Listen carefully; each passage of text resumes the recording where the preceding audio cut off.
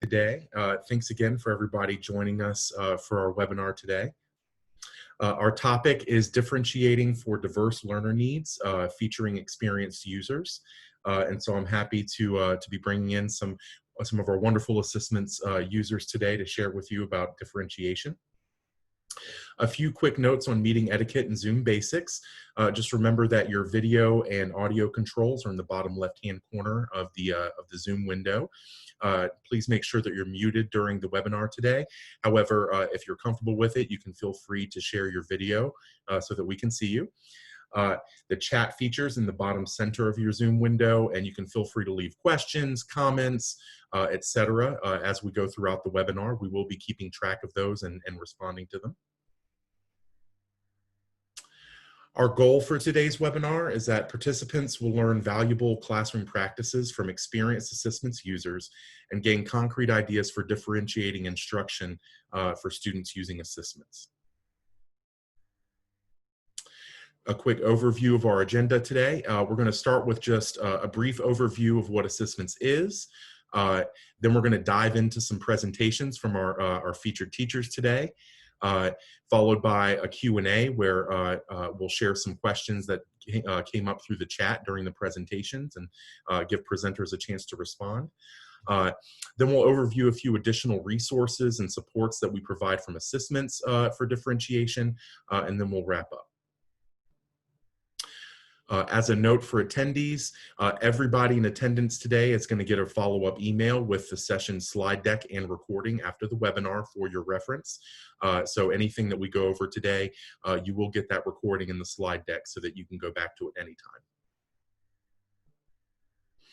So my name is Brian Story. I'm a teacher engagement manager at ASSISTments.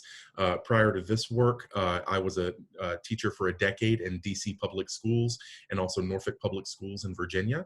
I'm a proud graduate of the American University and the College of William & Mary. And with that, I'll pass it on to Dawn. Sure. Hi, everyone. My name is Dawn Peterson, also a teacher engagement manager for ASSISTments.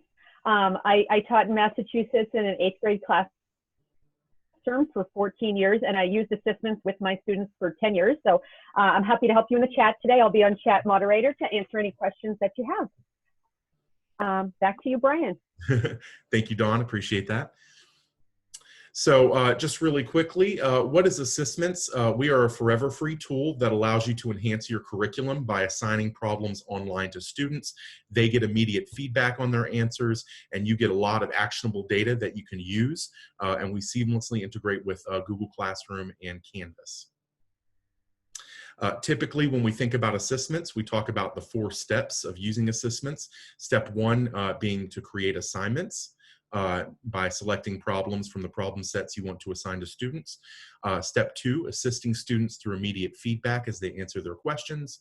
Step 3, assessing class performance using our assignment report or our student details report as well. And then step 4, analyzing answers together by pulling out key data points, sharing those with students, and making key next steps based on that data.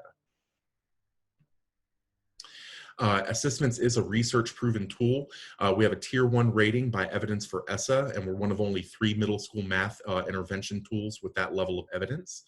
That's based on research that we did in a randomized control study in Maine, where we found that students who were regularly using ASSISTments had an additional 2/3 of a year in math learning.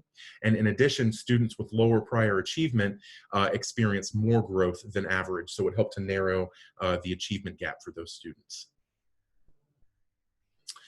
So now that we spent a little bit of time just overviewing what ASSISTments is, we're going to go ahead and dive into our topic today, which is differentiation and how that works with ASSISTments. To norm on the topic, just a little bit about differentiation. There are many different definitions for differentiation out there. This is one that we find particularly useful, and we're just going to norm around this for today's session.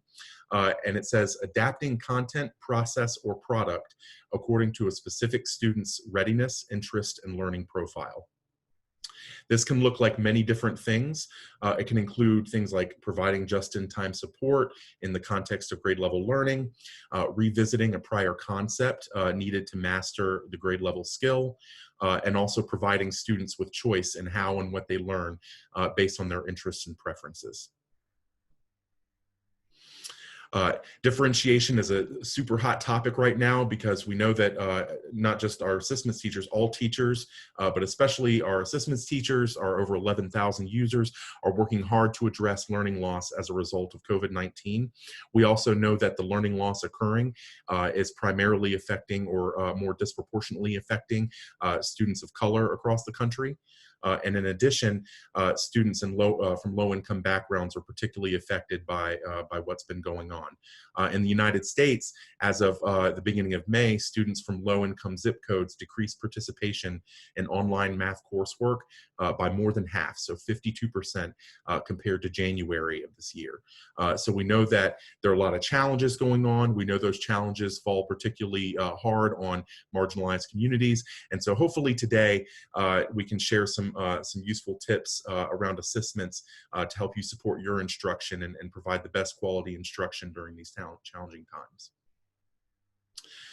Our focus today, as I said before, is differentiation. If you'd like to learn more about the meat and bones of how ASSISTments works and how to get started and those sorts of things, you can feel free to register for one of our upcoming new user webinars or drop-in help sessions. You can also check out recordings of those sessions in our webinar library. Before we get into our teacher presentations, I want to give just a bit of context, additional context about what we offer in ASSISTments. So we do have a wide variety of content. We have open educational resources, which are great to supplement those curricula, including Kendall Hunt Illustrative, Open Up, Engage New York, and Utah Math, for those of you who use those, or just to go to for great standards-aligned, high-quality questions if you need extra questions to assign to students. We do have textbook material. It does require that students have the PDF or textbook copy of the questions in order to use it. We also have our release state tests. So if you want to give your students some practice on getting familiar with those standardized test questions, those can be useful. We have our problem solving sets, which run from elementary through high school. And these are standalone practice problems that target common core skills and provide extra practice. And then we also have skill builders. These are also, they also run from elementary through high school. However, these are mastery based. So for any one skill builder, which is focused on one standard, students have to get 3 questions correct on their first attempt in order to demonstrate mastery. And because several of our presenters today are going to reference skill builders, I wanted to just take a moment and show you what those look like. So we're going to go live here, and I'm in my ASSISTments account. You can see the Skill Builders folder here. It clarifies that students must answer 3 problems correctly in a row to complete each set and demonstrate mastery. You can see that we have these organized according to grade level, and then within that by Common Core topic. And then within each of these folders, you can see that we have the problem sets organized by standard.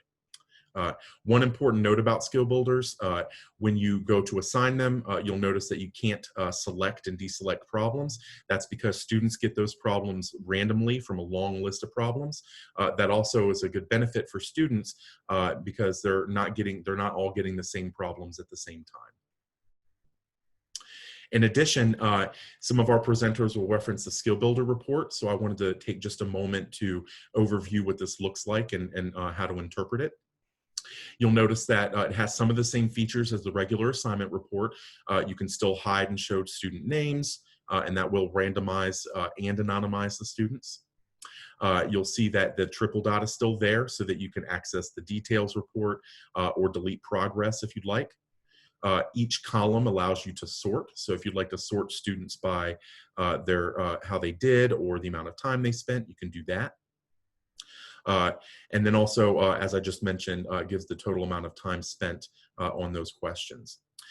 You'll notice here that some students, it says daily maximum attained.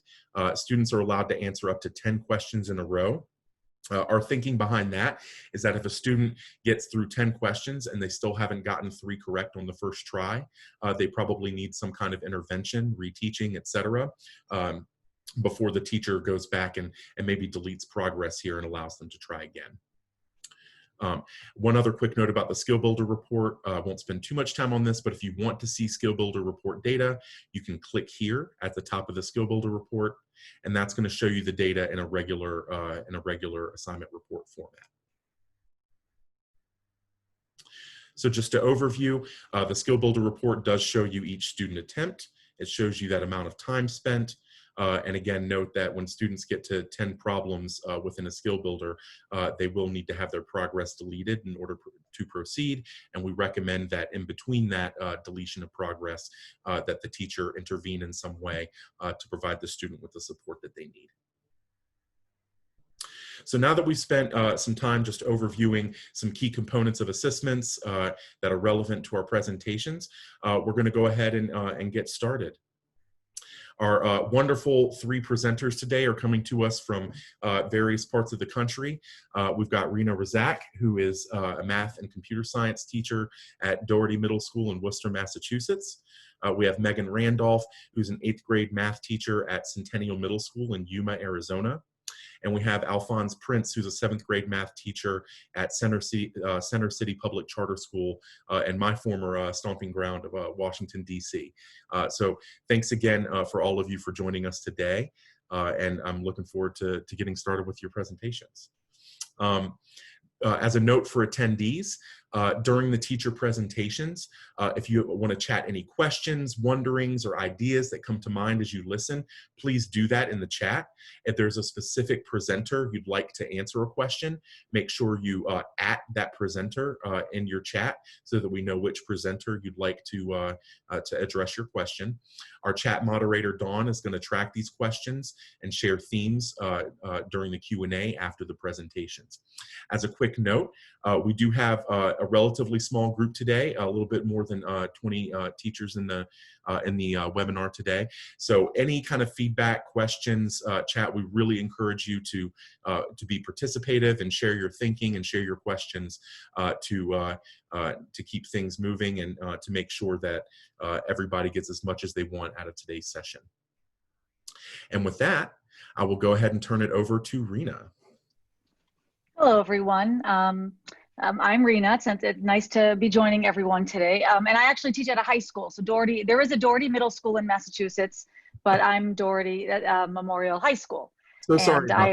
That's okay. That's okay. And we are the closest high school to WPI and the creator of ASSISTments. So I am walking distance. If I ever need any help, they're right there. But they're actually very easily accessible.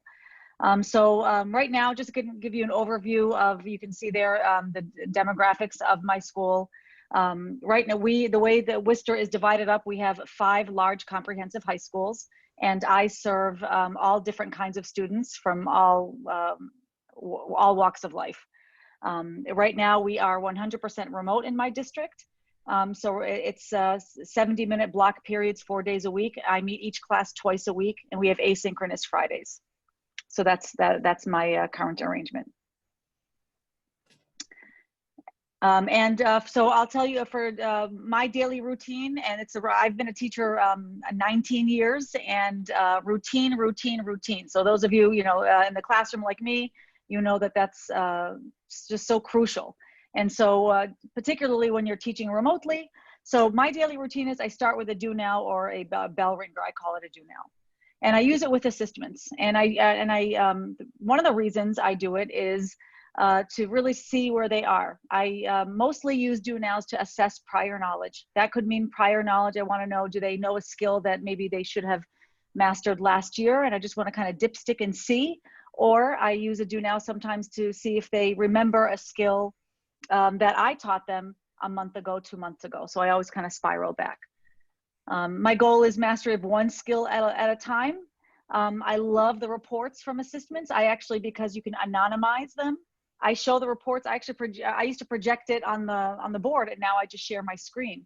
And I get them involved in the discussion about that. And actually, you really do spark some meaningful discourse when they can see their work and they can see their common errors. That's one of my favorite, my favorite features. And Brian, you know what? Interrupt me or jump in if I'm going off on a tangent or talking about something I shouldn't be talking about. Renah, you're being wonderful. It's wonderful. Keep doing what you're doing. Okay. Okay, so the problem of practice, I think we all kind of struggle with that, is I have students, like I said, from all walks of life. So just to give you an example, at one point we had the superintendent's child at our school, and we have sadly a growing homeless population. Right now we have Worcester County's DA's children go to our school, and then we have students that really live below the poverty line, and so our international students, our EL students. So I see them and welcome them all. So within one day, I will see SLIFE students. And if you're not familiar with that acronym, educators love acronyms. You all know that. SLIFE stands for Students with Limited and Interrupted Formal Education. To give you an example, and perhaps you've seen that too, I've had students that have come to me from Syria and Iraq, and where they were living, they were in danger really of leaving their house. So, I would have students that would come to me illiterate in their native language. So I would have a student that was 16, and they placed him in my junior Algebra 2 class, only to discover that he really hasn't been in formal school since 3rd grade. So, so what standards do students need to master? So this is how I kind of plan my lessons, and this is probably how we all plan our lessons. So first, I want to identify what prerequisite skills are needed. My district has a portal where I can look back at student data if they were in our district last year, but our district's always moving. So sometimes I can't do that, and I will provide my own diagnostic test. Actually, I can use some of the tests that are already in ASSISTments. I take that data and I figure out overall where people are weak in, and I also use that data to kind of triage different students that need a little more intensive care. So I'd start with the do now. My do now is one question. It's the beginning of class. I devote maybe about 8 minutes to it. I also, wink, wink, use it to make sure students are on time, because I do grade them. I grade them either if they completed it or not. I don't punish them for getting it wrong. I just need them to, that's how I do it. Students start with a do now and ASSISTments, and then from there, I look at that data. We, as a class, look at that data, and I assign skill builders then to, for students who need the extra, either as a whole class or on Google Classroom. I can just kind of assign it to specific students. You still need a little help with combining like terms. I'm going to assign the skill builder for you, and the rest of us will move on. So it's very easy. To give you an example, actually, and this is something that I'm doing now. So an Algebra 1 standard, creating and solving equations in one variable. It's a Common Core standard. And the prerequisite of that is, do they know how to combine like terms? And if I've seen from and I actually did, I saw that a lot of students really still haven't mastered that, or have forgotten it due to the pandemic. And so that's where I start. And what I did is this is one of my do nows, and how did I get there? So this do now, I went to on ASSISTments. You can go on Explore Content, and I just have the steps there, problem solving sets from Utah Math, and I go right down. Yes, I'm a high school teacher, but a lot of the prerequisite skills are middle school, 7th and 8th grade skills, and I need to go back there. I see some people nodding their heads, so you know where I'm at. And I can't, we have to straddle both worlds, right? We have to meet those high school standards, but I still have to, and ASSISTments helps me do that. It helps me kind of help them, catch them up while I'm still kind of going at the pace of my colleagues and my PLC. And it's meaningful work. I'm only giving it to the students who need it. And so I just select that, and that's my do now, and then it generates a report. From there, I noticed that from that particular do now, they noticed actually, and I had to take a few days, by the way, to train my students how to read the report. Of course, anonymizing the names. I realized that, a lot of us need work. So that skill builder went to the entire class, and that's the skill builder that I used, a 7th grade standard. And this was the report that followed. So as Brian very kindly kind of pointed out how this report works, as you can see that, after I, gave out the do now, we talked about it. I had a couple of students to get it wrong, and this is just a screenshot. I mean, I couldn't really fit the entire class, but overall, actually, they did well. One thing I want to point out is that you can sometimes ask for hints, but if you do that, the students have to get 3 in a row without any assistance. And that is mastery. I think you'd all agree with me there. So this was a success. Excellent. Thank you so much, Renah. And just to clarify, so, how is ASSISTments valuable? I know you mentioned that, when you identify these gaps, these learning gaps among your diverse students from various backgrounds, how does ASSISTments help you in terms of, meeting their needs? Typically without ASSISTments, what would happen if you needed to help those students? What would you have to do versus what you're able to do now with ASSISTments? I would have to kind of, looking at the data, right, for the student, I would have to figure out, well, what am I going to give these kids, let's say these 8 kids that don't know how to combine like terms. So I'd have to, first of all, create work for them and kind of figure out a way to dispense it to them such that they were still in line with what the rest of the class was doing. So this actually, from a teacher standpoint, frankly, and a selfish standpoint, it's right there for me. And I can just customize it and give it right to them. And it's meaningful for them and it's easy for them too. Without ASSISTments, again, I'd probably be looking through older 7th and 8th grade textbooks or going through, other searching the net or something to figure it out and then figuring out how to dispense it to them and then correcting it. And I don't have to do that. I can just look at the data. Excellent. Thank you so much, Renah, for your presentation. I really appreciate that. Just a reminder for those in attendance, if you have any specific questions or wonderings for Renah, you can go ahead and chat those. Make sure you include that you want Renah to answer those questions. And again, our chat moderator, Dawn, is going to track those questions and share overall themes during our Q&A after the teacher presentations today. Sure. Yeah, Brian, no questions are coming in yet, but I have a bunch of questions I have for Renah from my standpoint. So we got something for her to answer when we're done here. Excellent, excellent. Well, that sounds awesome. And again, I definitely want to encourage, we have a relatively small group today. So anybody, if you have any questions, ideas, wonderings that you want to share, please feel free to do that in the chat. And we greatly appreciate it. And with that, I'll go ahead and turn it over to Megan. Everyone, I'm Megan Randolph. I'm on a different time zone than most of you, and we just finished. We are a small middle school in Yuma, Arizona. We are one of 2 middle schools in our district, about 8 of middle schools in the county. We service, it's actually more than 850 kids now. We've had more kids enroll lately, and we just transitioned from being fully remote to now offering simultaneous teaching on Zoom and face-to-face. So, and I want to just throw this out there, we're one-to-one with devices, so our kids take their iPads home every day. So ASSISTments was kind of brought to me by our district math coordinator. Our entire 7th grade math team started with ASSISTments last year, and my one teammate and I, we really took off with it. And so we're fortunate enough, we use the Kendall Hunt illustrative math curriculum. And so we have all of our warm-ups, our entire math curriculum is online. I love it as it updates, ASSISTment updates it for us. And so we will pull the warm-up sometimes on ASSISTments. We will sometimes pull the lessons, but every day our kids are doing a cool down on ASSISTments. And so I love it because you can see right there, it shows you a lot of what we have on our report, but it also, I threw in there, we also use the skill builders like Brian was telling you about. So as they're not getting it, like Renah had said, in their cool downs every day when they leave, because that's all on their own, then I'm going to throw a skill builder out there for them to complete in class.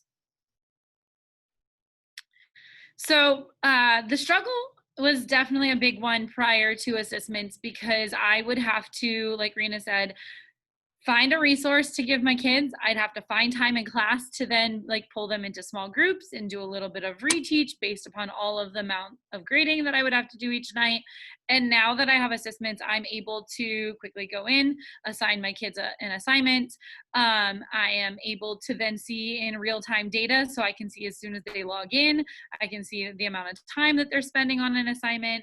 And I can see which questions they're getting right or wrong. And this is especially helpful with our cool downs and our skill builders. So now it's able to meet my needs, and I don't have to pay a thing because ASSISTments is free. So I use the skill builders a lot more than I do the curriculum piece. The cool downs go great with our lessons, but we do a lot more hands-on in class. And so now that we're face-to-face, I'm back to doing the hands-on approach. But with the skill builders, it is giving me that chance to be able to meet the needs of my kids. So the first way that I do it is I will assign it to the entire class. And then through Google Classroom, I go in and I remove the kids who no longer need it. And so I'm targeting specific standards for these kids. I always start, since I teach 7th grade math, I start with the 5th grade standards actually, because Arizona standards start everything in 6th and 7th grade with fractions and decimals. And that is where, as a 7th grade math team, we feel that our kids struggle the most. So I start, and I've actually started to build them on graph paper the other day. Brian kind of inspired me to think a little bit more about this. So I'm gamifying it. So I am taking the skill builders and I'm building them into levels based upon the standard types. And I am starting with 5th grade fractions. And from there, they'll go to 5th grade, like order of operations and place value. And then they move into 6th grade standards. And each sub category of our standards is a new level. And so the kids are trying to work through each skill builder to get to the next one, and they don't get the next one until they've mastered this one, which means that they're going to have to get those 3 in a row. They're going to have to meet with me. Now, I'm fortunate I get the kids, we kind of do a block scheduling with math and ELA on our campus. So I get the kids for 110 minutes 4 days a week, and our 5th day is an early out day, so I only get them for about maybe an hour and 10 minutes if we're lucky. And so during that second math block is when I get to do kind of a rotations and a stations. And so they'll do skill builders as one of those pieces. So I included a report here and you can kind of look at it yourself. So like student A was struggling a little bit on the skill builder. And this was one that pertained to fractions. And so it tells me the day that they reached their daily max, but they were actually able, I didn't have to clear their progress. They just had to wait 24 hours and they could go back in and it let them have another 10 problems. And so they're still working on that skill builder now. Actually, we met with small group for that. Person B and person C, you can see that they got their 3 check marks in a row. And I really pay attention to how many questions are they answering and how fast, because then I can tell if they're using a calculator, which is like a big no-no in class because I really want them to master that. And person D and I are still meeting to try and figure it out so that they can feel successful. I may have gone through that. We can probably just skip that one. No worries. Thank you so much. I appreciate that, Megan. Again, as a reminder for our attendees, you can chat any questions, wonderings, or ideas that came to mind as you listen to Megan's presentation today. Make sure if you want the question to be directed to Megan during the Q&A, that you just include her in your chat comment. And Dawn will keep track of those and share during the Q&A after the presentations. And with that, I'm going to go ahead and turn it over to Alfons. Alfons, thanks for joining us today. No problem. Thanks for having me. So as this slide says, I'm originally from Washington, D.C., a product of D.C. public schools. So I take pride in being a middle school teacher in D.C. right now. My school goes from pre-K 3 through 8th grade. There's only 1 class per grade. As you can see, we're over 95% minority, and we've been 100% virtual since March 16th. We definitely are one-to-one tech. We made sure of that coming into the fall. So all of our students have either a laptop or some of the younger kids have tablets.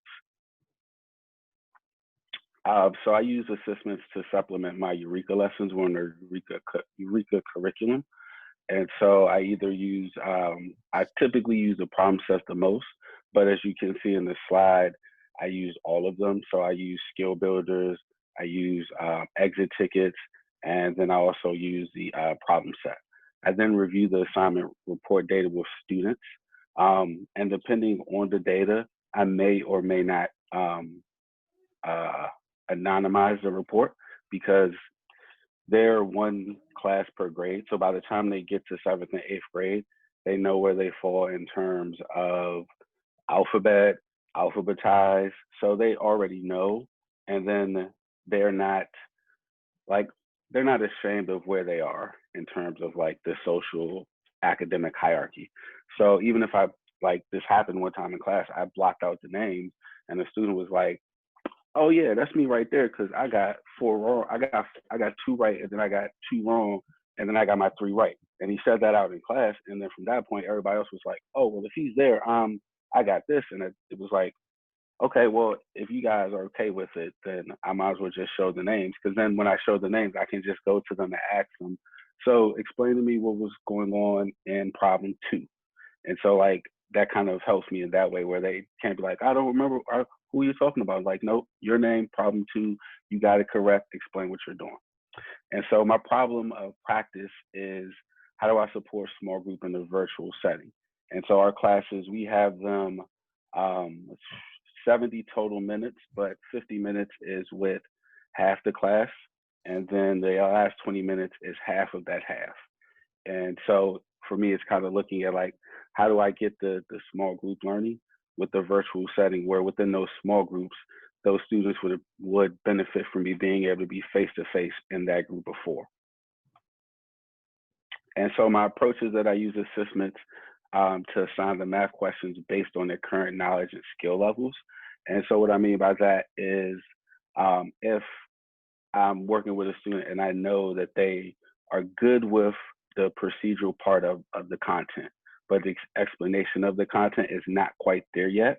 And part of that is from them coming and being more successful with problems. Then they look back at what they did, and then they get the explanation in their content. And so looking at that with ASSISTments, it can give me the quick data to say, okay, boom, yes, my hypothesis of them needing just more practice is they're good to go. And then now we can move on to the explanation, or nope, they need more practice, so the explanation wasn't even going to be available. And so I use ASSISTments with Google Classroom to assign the subgroups or individual students the questions I want them to answer. And so then I attach any resources that they may need. So like what you see here is me attaching an exit ticket. But for some of the students, the exit ticket is only going to contain one of the 2 questions, or half of the questions, because the other half of the questions were explanations and they're just not ready to explain. And rather than crush their confidence in the entire content or all of the content, I focus on things that I think they can do well, knowing that, okay, they'll have a chance to come back and get the explanation or explain their learning later. All right, and so this is with 8th grade, and we're working on exponents. And so they found the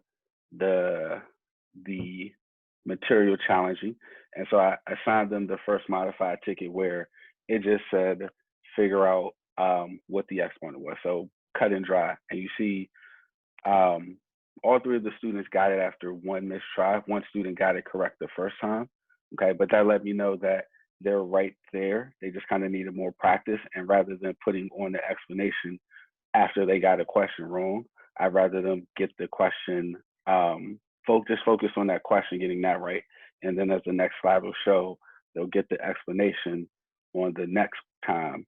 And with this one, they got 2 of the 3 got the first question right immediately, okay, and then their explanations were better. They were able to explain themselves a lot quicker.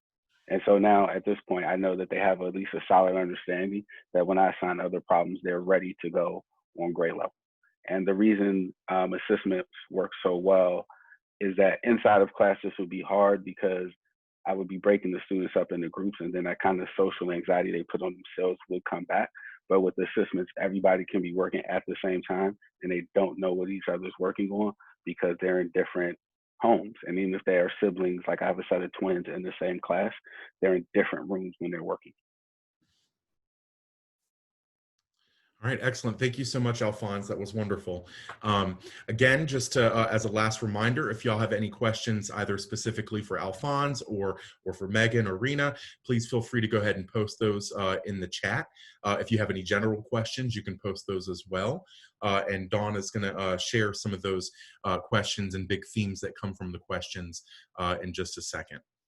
And so with that, again, just want to thank our presenters for joining us today and sharing all of this useful information and their specific perspectives and how they support students during challenging circumstances and in working with students from diverse backgrounds and experiences.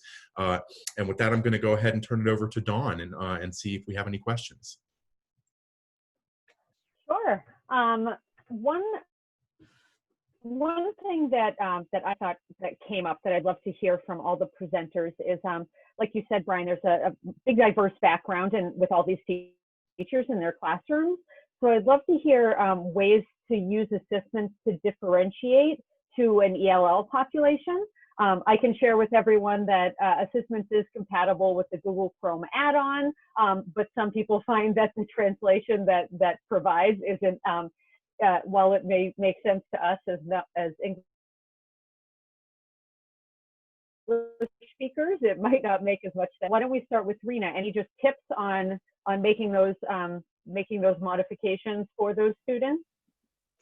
I've taught an EL class, and I still do. In fact, in my class right now, I have 5 different languages.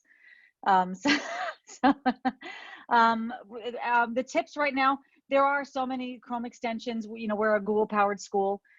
What I do is I will scan the assignment ahead of time and see if I can, I front load them with any keywords that they need to know. And then from there, we proceed. Right now, the additional thing is that I tell students as they're working, if they're doing it synchronously, they can, in the chat, they can tell me what they need, and I can kind of translate it and send it back. But the modifications for the language right now that's what I do, and it's something that I did before the pandemic, is just kind of figure out what keywords I need to kind of teach before I assign. I want to also just elevate that myself as well, Renah, just because this is something that came up in my own classes when I taught in DC. I also would have students that spoke different languages in the same class, or just have students coming in that their language acquisition was at maybe the elementary school level, and so that was a challenge for them. And that was absolutely something that I would do. Anytime you're assigning content, whether it's on ASSISTments or through any other avenue, it's useful to look through and see what are those either not just primary vocabulary terms, right, but any secondary vocabulary, et cetera, and what kind of support you can provide to students so that they have the definitions and meanings for those words accessible so that they're able to access the content successfully. So really appreciate that. Sorry, Dawn, go ahead. Yeah, no problem. How about you, Alfons? For me, because we also have a huge ELL population, it's kind of identifying them before we get them to work and then seeing what level we would need to modify for language. We try as best we can if they're, trying to learn English to make sure that we don't wholly translate it into Spanish. We just kind of try to make sure like we give them an access point to figure out what information they would need to solve the problem. And so like identifying, as Brian was saying, identifying the key words that we may need to translate. Most of for me, by the time they get to middle school, by the time they get to 7th grade from our school, they've kind of already been identified as ELL from early on in their learning experience. And so by the time they get to me, they're adept at breaking down, especially math content, in terms of understanding what to do. So it's not as much of a issue, but there is a student who just came to our school from 6th grade, who is very heavily in ELL. And one of the things I know that they do is they kind of work with them before they give asynchronous work, kind of work through an assignment that is similar to what they're going to be given, and kind of using that as a model to kind of how to break down the words for the student. Great, thank you. And Megan, anything to add? I also will pair my kids with English speaking students. So I'm 30 minutes from the border of Mexico. So most of my students are coming straight over from the border. And I do get a lot of kids that come straight out of Mexico for 7th grade. So that language barrier is totally there. So if I have a strong student who can also help translate, I will pair them up with that kid at their table, and then they can ask that partner. They build that relationship with them, and just kind of they're able to be like to translate, especially when a lot of words for Spanish don't have the cognate in math. That's usually where we get stuck. I also have had kids in the past where they will split screen their iPad and they'll have Google Translate open in one browser and they'll have ASSISTments open the other, and they copy and paste into Google Translate. They read the problem and then they're able to type in their response, or they'll use the speech to text feature to tell me for it to type in English what it is that they want to say to me. So they'll be able to speak to Google Translate in Spanish and copy and paste that translation back into the answer bar. I'm fortunate that math has enough cognates to translate to Spanish, but I have had kids who speak Arabic, and so that was definitely a challenge. Yeah, it sounds like it. Everyone has such diverse classrooms now. It's a lot of extra work to make sure we're reaching all students. So another question I have for you guys. I think when most people first think of differentiating, they think of getting those lower level students up to grade level, but we of course don't want to forget about those star students who have mastered the material, and we still want to give them some challenge work. So I'd love to hear how you, when you pull out your small groups to do reteaching and use those skill builders to get students up to grade level, what are you doing and how are you using ASSISTments to reach those students and give them some challenge? Why don't we start with Megan on this one? So right off the bat, I do have kids that I know are high flyers in fractions. So if they can pass quickly the 5th and 6th grade skill builders, I'm putting them right on 7th grade. Because usually by the time they get to on-level content, that is where they get stuck. And I kind of, like I said, I'm trying to make a game of this now. So I'm trying to see, like, can you, get 3 skill builders this week? Yes. Okay, great. Because normally I would only require 1 or 2 of my other kids. So trying to give that incentive of pushing them. And since the skill builders go up into 8th grade, if eventually I haven't had this yet, unfortunately, but if that kid does get to be that high flyer and they're past the 7th grade content and they've proven that they understand it, I'll put them right onto the 8th grade content. That's great. And we do have high school content as well in those skill builders, so push as far as you can go. How about you, Renah? Yeah, speaking of high school, I have students within a class, so in one class, I can have a student that's really placed in 4th grade, let's say in the sophomore class. And then I have another student who looks like they're going to be calculus bound, that they're, when I check off what skill builders I'm going to assign, and between ASSISTments and Google Classroom, it makes it so easy. I'll assign trigonometry or another pre-calculus concept for a student that has really flown through the other stuff. And so, everyone thinks everyone's doing a skill builder, but they don't know that the person next to them is, factoring a trinomial. And the person next to them is just combining like terms or adding and subtracting integers. So it's easy, it's discrete, and it's just by one click. All right, thank you. And Alfons, anything else you want to share? Yeah, pretty much I'd use a blend of what Megan and Renah said, is that, if a high flyer is there, then I will put them on something that's above the grade level. And if it's a skill builder, and it's kind of like free time, it's one of the things where okay, for this, you really got to try, your first sign of hesitance, you can't just immediately come ask me. And so what I'm trying to do is, in addition to giving them the high flyers content, I'm also making sure that they're working on their grit and working on being able to have some productive struggle, so that when they get to some grade level content that gives them struggle, they're still trying this out because they've done it before. And so in addition to just giving them the higher content, it's also trying to see and work on their grit and productive struggle. Great, thank you. All right, let's see. I'm checking with Brian to see if we have time for one more question. Brian, do we have time for one more question, or should we start the wrap-up portion? You have a couple more things you want to share. Sure. Well, I think if we have one more question, that's fine. Just keeping in mind that we want to keep our responses to this one brief, so we can try to move on within the next minute and a half or so. Yeah, I think the other questions we had might be a little bit more time consuming, but I would like to share just one thing that Renah said that I think is really important. She said that when she's looking at her do now, she doesn't want to punish students for doing the work wrong, and she scores it just based on completion, uses it for attendance. And I'll put in a little plug here that we do have another targeted webinar coming up next week, actually, on growth mindset. So, being able to not discourage students from, doing their best because there's a score attached to the work in ASSISTments. So unless there's anything else, anyone in the group wants to share, Brian, I'll turn it back to you. Any last thoughts for the presenters? All right, looks like we're good, Brian. All right. Thank you, Dawn, for sharing those questions from the chat.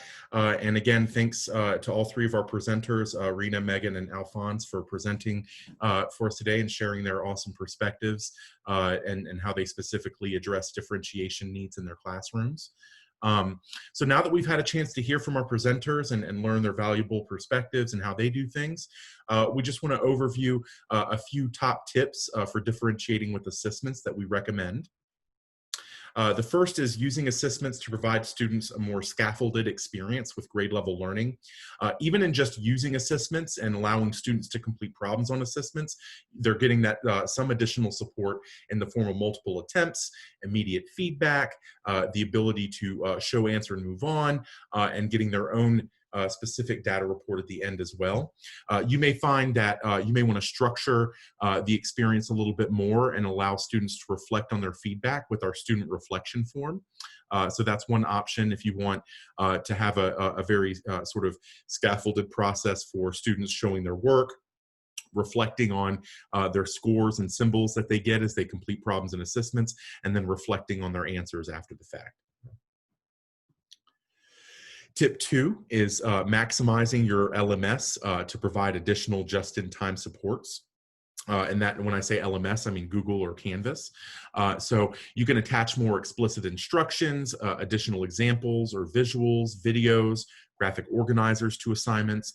You can assign additional practice to small groups or individual students. I know several of our presenters sort of mentioned some of these already. And then you can use communication tools within Google or Canvas to prompt students to review feedback if it's an open response question, or just to reflect on their data in general. And you can learn more about how to do this by checking out our tutorial videos on how to maximize your LMS with ASSISTments. We have the links for Google and Canvas here available. And then finally, our third tip is leveraging our Common Core aligned problems as a supplement to provide students additional practice. We know whether you're trying to address the needs of students who are ready to move on to the next topic, or if you're trying to give students that are that find the material challenging just that extra bit of practice, our skill builders and problem solving sets can be a quick place to go to find a specific standard and assign problems to those students to give them the targeted practice that they need. We don't have every single standard represented here, but we do have a wide selection in general, so definitely a good go-to option for those of you looking to provide some differentiated opportunities for practice for your students. Just to recap our topics today, we spent some time overviewing just ASSISTments in general. We got a chance to learn from our wonderful experienced teachers about how to differentiate with ASSISTments. We had some questions and did some Q&A so that folks could learn more and dig a little bit deeper. And we shared some tips for differentiating with ASSISTments as well. Before we wrap up, we would really appreciate it if you would take 60 seconds or less just to provide us with some feedback on our feedback form. Dawn's going to post this in the chat. You want to make sure to choose September 30th and the webinar title, which is Differentiating for Diverse Learner Needs. And again, we really appreciate any feedback you can offer. We're a free platform, and so the feedback that we get from all of our stakeholders, including teachers like you, is what helps us to figure out how to improve our platform and also our professional learning opportunities like this webinar. So we do appreciate any feedback that you can provide us, and it shouldn't take more than 30 to 60 seconds to finish. While you're working on that, you can feel free to join one of our upcoming webinars. We do have our new user webinar part 2 and then part 1 coming up here in October 13th and then November 3rd. We have a few of our drop-in sessions between then on the 19th of October and the 2nd of November. And then we also have our next targeted webinar, which is all about exploring blended instructional models using ASSISTments on the 18th as well. And it looks like for whatever reason, I left off the session for next week, which is our targeted webinar on growth mindset. If you use this link from the slide deck when I send it to you, you'll find that option as well. So on October 7th, so a week from today, we do also have our targeted webinar around supporting growth mindset and ASSISTments featuring our experienced users. You can visit our website, and I'm just going to go live for that and go straight to our website. We have our help center where you can find all sorts of useful user resources around whether it's getting started, supporting parents or students, really all sorts of all of the different aspects of using ASSISTments. We have lots of support there. We have our FAQ page, which allows you to take a look at our frequently asked questions and get quick answers to those. We have our webinar library, which allows you to access our recordings of previous webinar sessions if you're interested in checking those out and learning from those. And then you can also sign up for our upcoming webinars that are listed here if you're interested. Again, our drop-in help session, our new user sessions, part 1 and 2, if you want to learn those nuts and bolts of how ASSISTments works. And then our targeted webinars. Today's is obviously differentiation. The next one we have is growth mindset on the 7th. And then on November 18th, we have our targeted webinar around different instructional models. In addition, we have our teacher corner where you can go and see all sorts of different teacher generated artifacts, demos, etc. And then we also have our blog where you can go and check out perspectives from both our teacher users and a variety of ASSISTment stakeholders, researchers, etc. if you'd like to learn more. In addition, we have our Facebook teacher user community. We definitely recommend that you check that out. We have teachers of all experience levels and stakeholders, including our high-end users and internal staff who kind of share tips, ask questions, and it gives you a chance to kind of engage with our team and other teachers and learn from those experiences. You can also, you also get our monthly newsletter. So if you have an account in ASSISTments, you'll get that on a monthly basis where we give updates and useful information. And then you can connect with us on social media as well. We're on Twitter and LinkedIn and YouTube as well. If you have any follow-up questions to today's session or to just in general, you can feel free to reach out to us at contact@assistments.org and we'll be happy to answer your questions. Dawn and I are actually two of the 4 people who usually manage our that email, so chances are you might hear from one of us if you ask us a question. What I wanted to do as we wrap up is if you could just chat one idea you learned today on differentiation that feels most important or useful based on what we learned from our presenters or what we shared in terms of resources. So I'll give folks a chance to answer this question in the chat. And again, because we have a small group today, I really appreciate anybody who's willing to share their initial thoughts or something that popped out to them. And as those come in, Dawn's going to share some of those.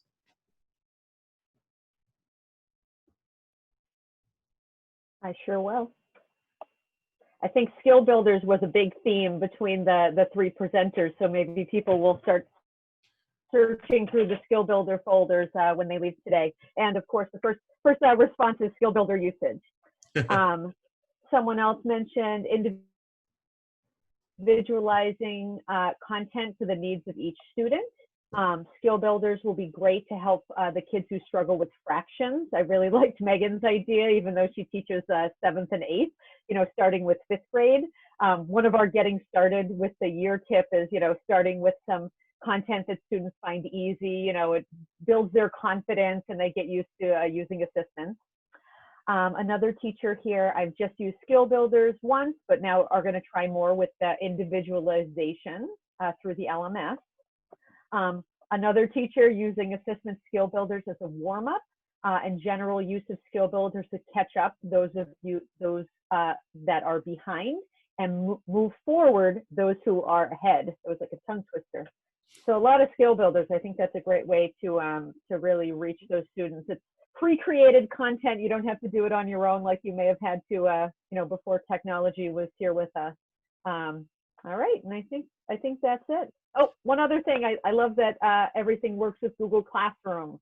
So again, we integrate in Canvas, we integrate in Google Classroom, and we're working on some other features to help those who aren't using either of those LMS. Excellent, excellent. And just to give a quick plug, because I know we talked a lot about skill builders, those problem-solving sets are super useful as well. Those kind of, will give kids a chance to practice. They don't have to get the 3 right in a row with a little bit less pressure. You may find that if you want to give students additional practice, you might start with some practice problems, and then once they're able to navigate those, go ahead and do that mastery check with the skill builder after as well. So there are many different ways that you can use our content, and we definitely recommend using it in a way that works best for the needs of you and your students and their families. But we definitely appreciate y'all sharing your thoughts there. As we wrap up, again, if you haven't already, please take 30 to 60 seconds just to share your feedback on today's session. We do appreciate any feedback you can provide, and we use your feedback both for platform improvements and also thinking about how we design our professional learning going forward. So your feedback is super valuable. And again, the session is 9/30/2020, differentiating for diverse learner needs. So at this time, I'll give about 60 more seconds if folks have any other questions they want to post in the chat before we finish up. And again, I want to thank everybody for joining us today. And in addition, also thank our presenters who took time during what's a very busy time of year to sort of work with us and develop their presentations and share their individual perspectives and how they specifically support differentiation with their students. So again, thanks again for our presenters, and thanks for everybody else who joined in with us to hear from the presenters today. So we'll give about 30 to 40 more seconds for folks to post anything in the chat, and then we'll be finished for today. All right, and just one more time, I know it's on the slide right now, but if there are any issues that come up, if you're having trouble getting to the assignments, looking at student view, anything like that, please email us at contact@assistments.org. Mm-hmm.